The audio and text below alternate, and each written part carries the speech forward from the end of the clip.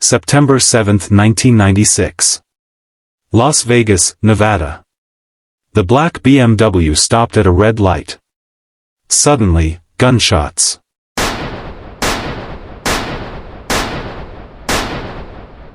Tupac's head jerked back. Glass shattered. Blood sprayed. Screams filled the night. It happened in seconds. Lights. Sirens. People running. But it was too late. Tupac was slumped in the seat. Not moving. Not speaking. His chest was still. His eyes were open.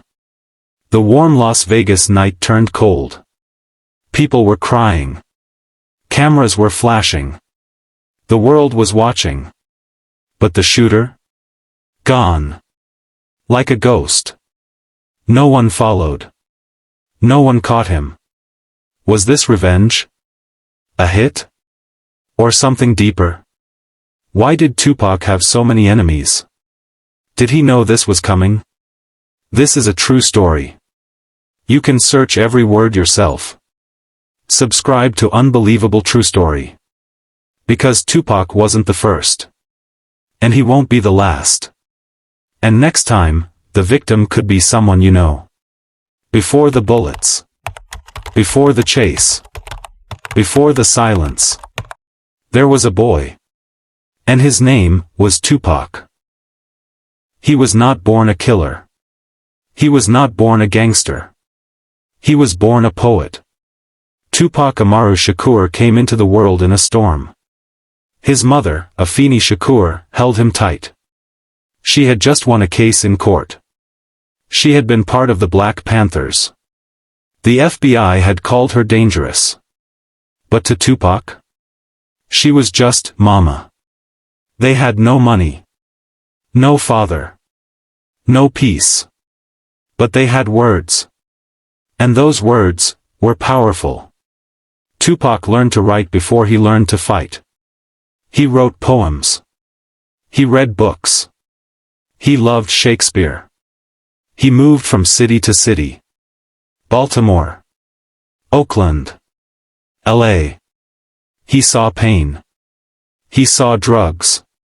He saw cops beating kids. And he never forgot. He walked into a new world. Ballet. Jazz. Acting. He made friends. He made people laugh. One of his closest friends? A girl named Jada Pinkett. Yes, that Jada. They were just kids. But they shared something deep. Pain. Dreams. And truth. But Tupac couldn't stay in that world forever. The streets were calling. Tupac joined a group called Digital Underground. He danced. He rapped. But something inside him was burning. A voice was growing louder. I'm not saying I'm gonna change the world. But I guarantee I will spark the brain that will. And that spark? It turned into fire. His first album, Tupacalypse Now. Raw. Angry. Honest. He rapped about cops killing black boys. He rapped about being poor. He rapped about fear, real fear. Some people called him dangerous. The vice president of the US said his music was poison. But others? They called him a prophet. Tupac's second album exploded. He was rising fast. But fame brought shadows. He was shot once. Arrested more than once. He had enemies now. And the world was watching. He didn't back down. He grew louder. He shouted his truth. In 1995, something broke. He was sent to prison. Sexual assault. Tupac said he was innocent. In a cold prison cell, he sat alone. He wrote more poems. He read letters from fans. He felt the walls close in. Then, one day, a man appeared. A man named Suge Knight. Suge had power. He ran Death Row Records. And he had one offer. "I'll get you out. But you work for me now." Tupac said yes. And that choice would change everything. Once free, Tupac was reborn. He walked out of prison. He walked into the studio. And in just 14 days, he made one of the biggest rap albums in history. All Eyes on Me. Now, he was a star. Bigger than ever. Richer than ever. But the fire was still burning. And he had new enemies now. He formed a group. He called them the Outlaws. He rapped faster. Louder. His voice was sharp, angry, bold. And in one song, he called out another rapper. The Notorious B.I.G. Also known as Biggie Smalls. That one move would start a war.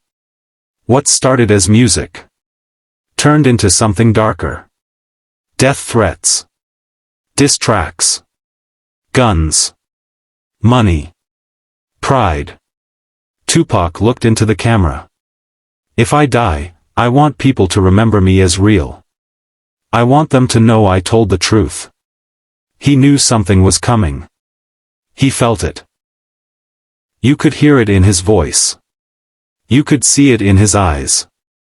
He was only 25 years old. But he talked like someone running out of time. That day, he flew to Las Vegas. He went to see a boxing match. He smiled. Laughed. Took photos. No one knew it would be the last day they'd ever see him alive. He had enemies. He had secrets. He had something haunting him. Was someone waiting for him in the shadows? Was this all part of a plan? Or, did Tupac see it coming all along?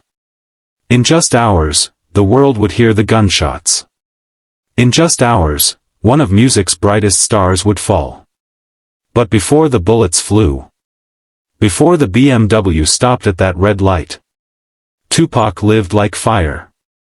And that fire burned until the very end. September 7, 1996. Las Vegas, Nevada.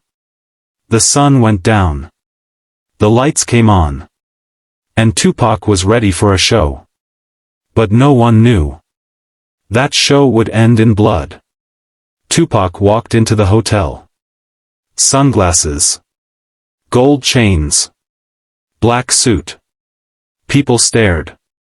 He smiled. He was there to see a fight. A big night. A loud crowd. Energy was everywhere. Mike Tyson hit fast. Knockout in the first round. Everyone stood up. Clapped. Cheered. Tupac laughed. He loved the action. But then, someone else walked by. A man Tupac knew. A man he didn't like. That man's name was Orlando Anderson. He had a past with Tupac's crew. He was a suspected gang member. Crips. And Tupac? He was tied to the Bloods, through Suge Knight. Tupac's crew rushed him. They attacked. They kicked. They punched. It was all caught on video. Cameras saw everything. That fight in the hallway was more than just anger. It was a spark. And that spark would soon become fire. Tupac left the hotel. He was still smiling. He didn't know he had just made his biggest mistake. Or maybe he did. Tupac changed clothes. Got into a black BMW. Suge Knight drove. Tupac sat in the front passenger seat. His Outlaws crew followed in other cars. They were headed to Club 662. A death row party. But they never made it there. They stopped at a red light. Flamingo Road and Koval Lane. Tupac laughed with Suge. Music played. Windows were down. The night was hot. The air felt heavy. And then another car pulled up. It was a white Cadillac. Windows rolled down. Voices shouted. Then, gunfire. Loud. Fast. Sharp. 4 bullets hit Tupac. Chest. Arm, thigh. Lung. Glass shattered. Blood sprayed. Suge tried to drive away. But it was chaos. The Cadillac sped off. Gone in the dark. Suge was bleeding from the head. But Tupac. He was barely alive. Sirens screamed.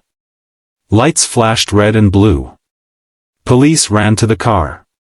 Guns drawn. They pulled Tupac out. He was gasping. Eyes open. Mouth moving. Then he slipped into silence.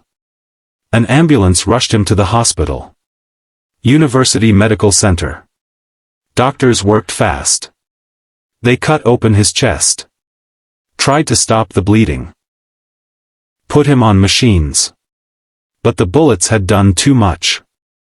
Tupac was in a coma. Machines kept him breathing. His mother arrived. So did his sister. His fans stood outside the hospital. Crying. Praying. Singing. But Tupac didn't wake up. 6 days passed. No words. No signs. Just silence. Then, on September 13, 1996. Tupac's heart stopped. He was gone. Just 25 years old. The world broke. People screamed. News spread fast. The voice of a generation was dead. And yet, so many questions were left behind. Who killed Tupac? Was it Orlando Anderson? Was it gang revenge? Was it a record label war? Or was it something deeper? A setup? An inside job? The police said little. They had no arrest. No gun. No car.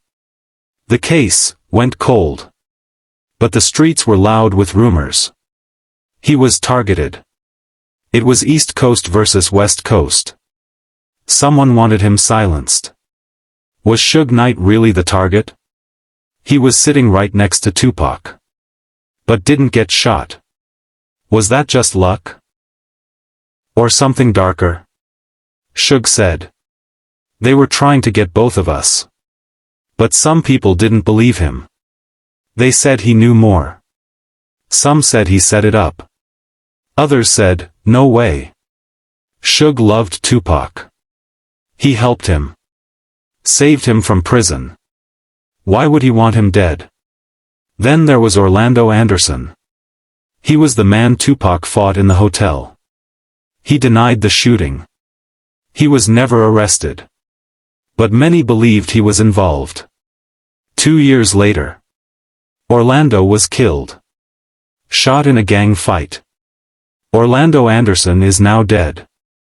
We may never know the full truth. That's where the case stayed. Cold. No trial. No answers. Just pain. So many theories. So much fear. People started whispering. Was Tupac really dead? Or did he escape? Some say he faked his death. That he's hiding in Cuba. That he's sending secret messages through songs. But the truth? No body was ever shown. His ashes were said to be scattered. Tupac was gone. But the mystery had just begun. The streets were quiet. But behind closed doors, people were talking. Too many rumors. Too many secrets. And not enough truth. Las Vegas police said little. They had no suspect. No gun. No car. But people didn't trust them. They're not doing enough, fans said. They're hiding something. So the public started asking hard questions. And the theories started growing. Theory 1. The gang retaliation. Tupac was part of a fight. Just 3 hours before he was shot, he and his crew beat up Orlando Anderson. Orlando was a member of the Crips. Tupac was tied to the Bloods through Suge Knight. It looked like gang revenge. When you hit a Crip, they hit back. That's the rule. That's the code. People believed Orlando got a gun, got help, and followed Tupac. Then, he fired from the white Cadillac. Drive-by. Hit and run. But here's the problem. No one was ever arrested. Even though the fight was on camera. Even though people saw it all. And 2 years later, Orlando was dead. Shot in another gang fight. No answers. No justice. Theory 2, the East Coast versus West Coast War. Back then, 2 rap worlds were at war. East Coast. West Coast. 2 labels. 2 cities. Too much hate. Tupac was West Coast, Death Row Records. Biggie Smalls was East Coast, Bad Boy Records. They were once friends. But things changed. Tupac believed someone from the East Coast tried to kill him before, in 1994. He was shot 5 times in New York. Outside a studio. He survived. But he never forgave. He thought Biggie was behind it. And Biggie? He denied it. But the damage was done.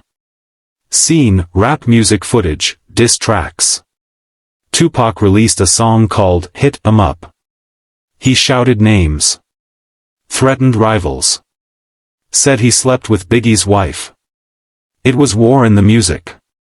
But for some, it became real. Some fans believe Biggie's crew got revenge. Others say, no way. It's just music. But 6 months later, Biggie Smalls was shot too. In Los Angeles. Also a drive-by. Also unsolved. 2 legends. 2 murders. No justice. Coincidence? Or something bigger? Now comes the darkest theory. One that many still fear. What if Tupac was set up by someone close? By someone he trusted. But here's the strange part. Suge was driving the car. He sat inches from Tupac. 14 bullets hit the car. None hit Suge. Some say it was luck. Others say, it was planned. Suge had power. Control. Money. Tupac was about to leave Death Row Records. He wanted to go solo. Was that a problem for Suge? Did he feel betrayed? Was this a warning? Or a deadly message? He was trying to own Tupac. And when Tupac wanted freedom, things got dark. But there's no proof. No charges. No real answers. Just fear. People close to Suge didn't speak. Some left the country. Some disappeared. Still, Suge Knight never faced charges for the murder. Years later, he went to prison, for something else. And the silence remained. Theory 4, the FBI and government plot. Here's where it gets even stranger. Some believe, the government wanted Tupac dead. Why? Because Tupac was powerful. Not just as a rapper. But as a voice. They fear us. They fear change. They don't want the truth out. Tupac spoke about racism. Poverty. The system. His mother, Tupac Shakur, was a Black Panther. Tupac learned to fight with words. And those words? They were loud. Too loud. Some say the FBI was watching him. That they had files. That they followed him. Was he a threat? Did they plan to silence him? Certain rap artists were under watch. Tupac included. But again, no evidence. Just theories. Still, people ask. Why did the police never solve the case? Why was the investigation so weak? Why did the cameras at the intersection not work? No working cameras. No witnesses who spoke. No license plate on the white Cadillac ever found. Too many holes. Too many missing pieces. Here's something else. Tupac was cremated the day after he died. No public funeral. No open casket. Only a few people saw his body. One of them was Suge Knight. Did he really die? Why did they rush the cremation? Why are there no photos? Some say Tupac faked his death. Escaped the fame. Ran from danger. They believe he's hiding in Cuba. Or Africa. Or somewhere, far away. Every few years, someone says they saw him. In a car. At a party.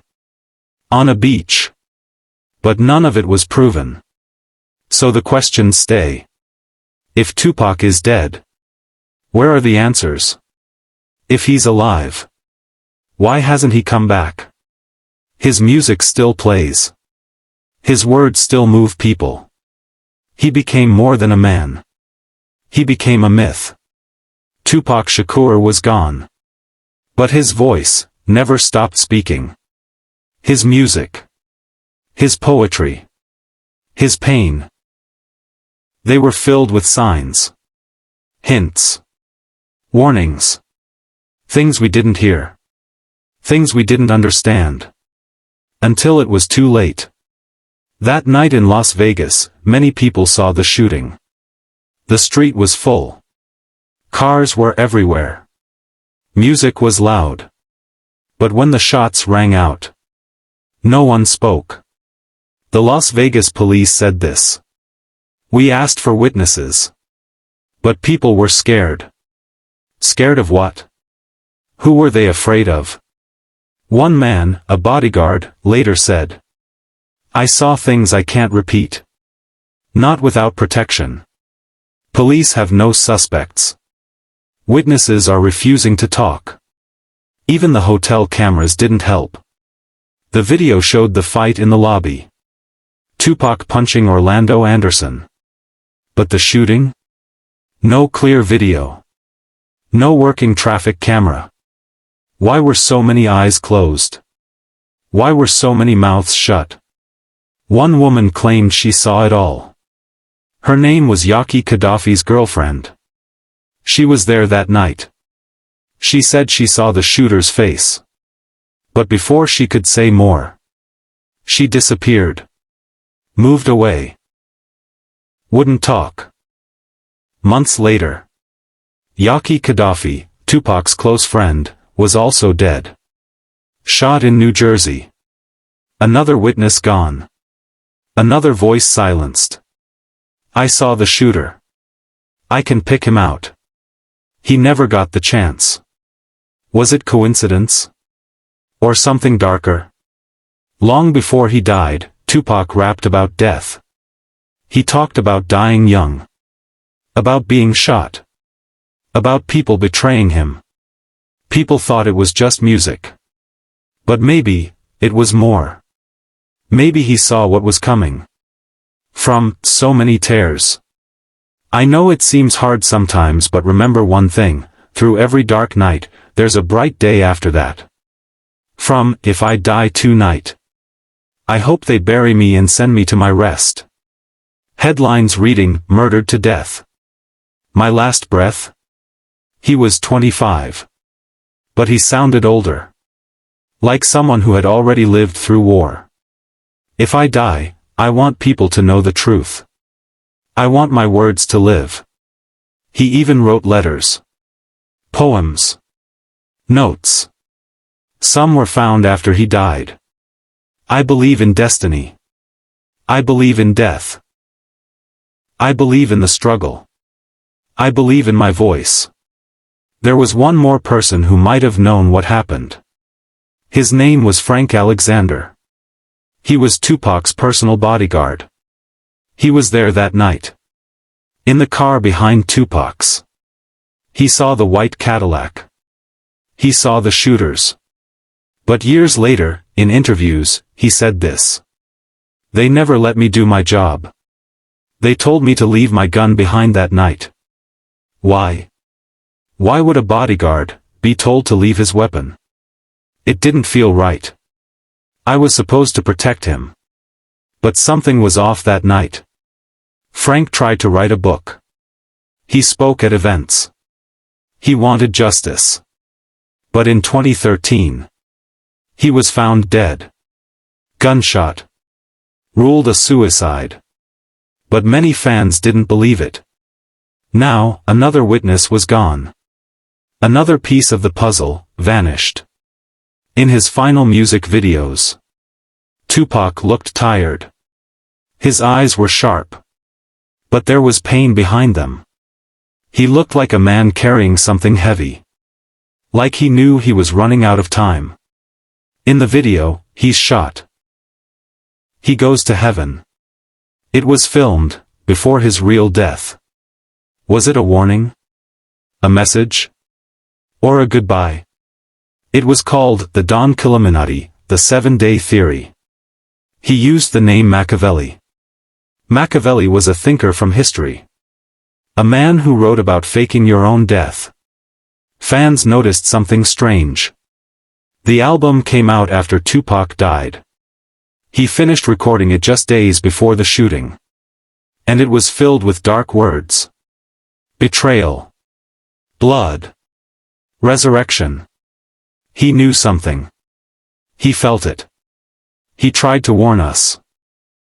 In September 2023, Keith D was arrested. Police charged him in connection with Tupac's murder. It took 27 years. 27 birthdays without Tupac. 27 years of silence. Now, finally, someone would face trial. But even that brought more questions. Why did it take so long? Why only now? What else still hides in the shadows? Tupac was more than a rapper. He was a poet. A fighter. A truth-teller. He spoke about pain. About struggle. About being black in America. He wasn't perfect. But he was powerful. They tried to silence my son. But his voice is still heard. She fought to keep his legacy alive. Through music. Through a foundation. Through love. She died in 2016. But her strength, and his words, still echo today. All over the world, people remember Tupac. His words live on. His face shines on murals. His voice still shakes hearts. Tupac died in the dark. On a street full of noise. On a night filled with fear. But his death still speaks.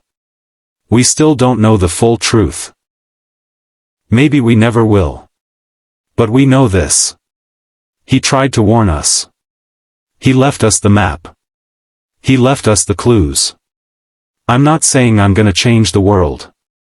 But I guarantee that I will spark the brain that will. Maybe the spark is in you. Maybe the voice is now yours. Have you heard this story before? What do you think truly happened that night?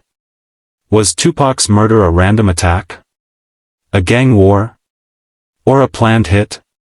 Do you believe the full truth has come out? If you're drawn to real stories that stay with you, subscribe now to Unbelievable True Story. Because every week, we reveal the darkest truths hidden in plain sight.